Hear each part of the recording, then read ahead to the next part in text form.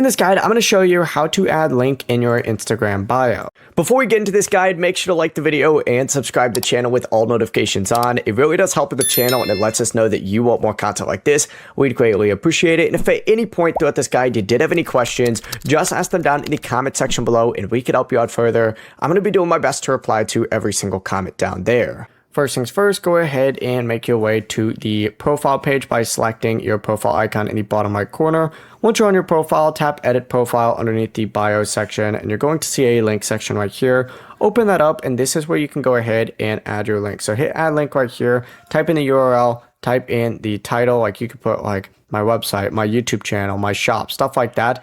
Once you go ahead and do that, simply go ahead and hit the check mark. And as soon as you do that, it's then going to appear on your profile. As you can see, I have all my socials linked and a YouTube video linked on here as well. And it's going to pop up just like so.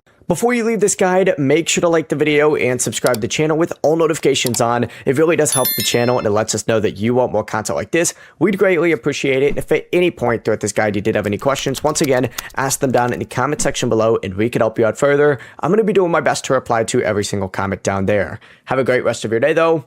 Peace.